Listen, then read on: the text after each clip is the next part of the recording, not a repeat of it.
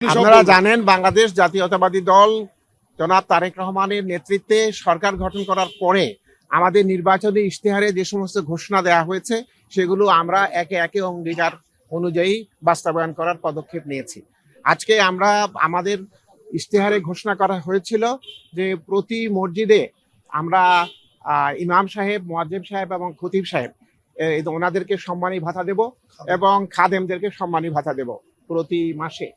এবং আমরা আমাদের এই একইভাবে মন্দির, প্যাগোডা এবং গির্জা যে সমস্ত ধর্মীয় নেতৃবৃন্দ আছেন তাদেরকেও আমরা একইভাবে সম্মানী ভাতা দেব।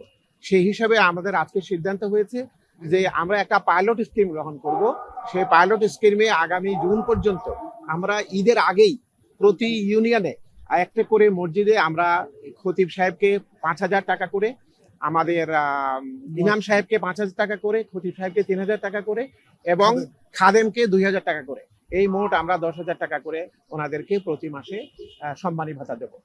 এবং প্রতি এই যে ঈদের সময় আমরা প্রতি জনকে 1,000 টাকা করে, মোট প্রতি মসজিদে 3,000 টাকা করে আমরা ঈদ বোনাস পে করব, ঈদ বোনাস আমরা পরিশোধ করব।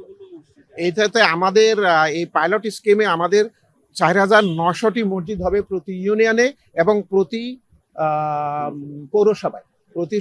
প্রতি ইউনিয়ন এবং প্রতি পৌরসভায় মিলে আমাদের মোট সংখ্যা হবে 4,908টি মসজিদ।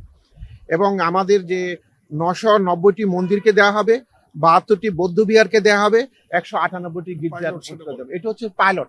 যখন সারা বাংলাদেশে গ্রহণ করা হবে নেক্সট ফিসকাল থেকে এবং আগামী তখন সেটা হবে 4 লাখের উপরে চলে যাবে প্রতি ইউনিয়নে সব মিলিয়ে।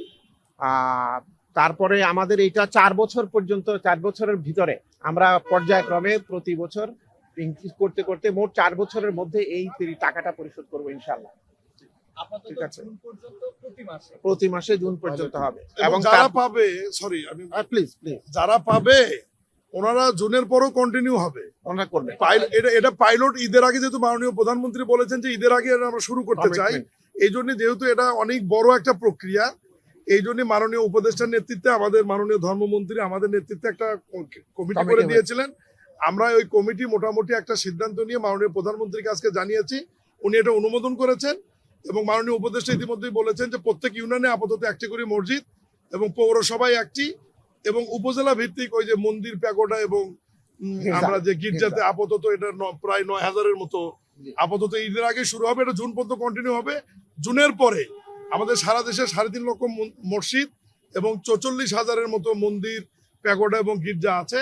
এই টোটাল প্রায় 4 লক্ষ প্লাস মাইনাস। এটা আগামী 4 বছরের মধ্যে মোটামুটি সব ধর্মীয় প্রতিষ্ঠানই এর আওতায় আসবে ইনশাল্লাহ।